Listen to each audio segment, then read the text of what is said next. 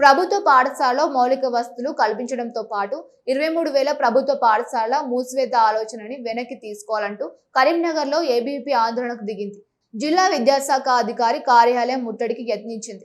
అయితే ఏబీవీపీ నాయకులను పోలీసులు అడ్డుకోవడంతో ఇరు వర్గాల మధ్య తోపులాట చోటు చేసుకుని పరిస్థితులు ఉధృతంగా మారింది. క్షణానికి పరిస్థితి చేజారిపోవడంతో చివరికి పోలీసులు పలువురు ఏబీవీపీ నాయకులను అదుపులోకి తీసుకుని స్టేషన్ కు తరలించడంతో పరిస్థితి సద్దుమణిగింది. రాష్ట్రంలోని 27,000 ప్రభుత్వ స్కూళ్లలో 23,000 స్కూళ్లను మూసివేసే కుట్రను తక్షణమే ఉపసంహరించుకోవాలన్నారు ఏబీవీపీ నాయకులు.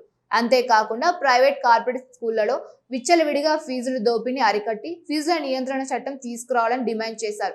ప్రైవేట్ కార్పొరేట్ స్కూళ్లలో 25% సీట్లను పేద విద్యార్థులకు కేటాయించే విద్యా హక్కు చట్టాన్ని పకడ్బందీగా అమలు చేయాలన్నారు. ఖాళీగా ఉన్న ఎంఈఓ, డిఓ పోస్టులతో పాటు టీచింగ్, నాన్ టీచింగ్ పోస్టులను వెంటనే భర్తీ చేయాలన్నారు.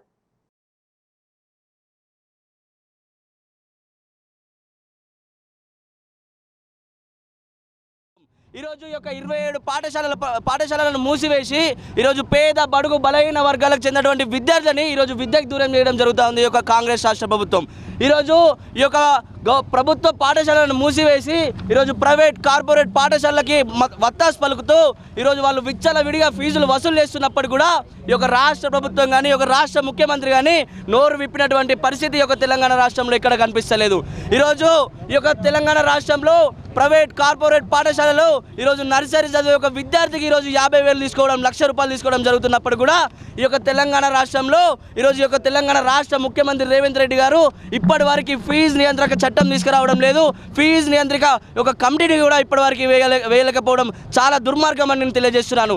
ఈరోజు ఈ యొక్క విద్యాశాఖ కానీ ఈరోజు ఈ యొక్క చదువు రానటువంటి ఒక ముఖ్యమంత్రి దగ్గర పెట్టుకొని ఈరోజు చదువు వచ్చేటువంటి విద్యార్థులందరినీ ఈరోజు రోడ్ల పాలు చేయడం జరుగుతూ ఉంది. ఈరోజు యొక్క ప్రభుత్వ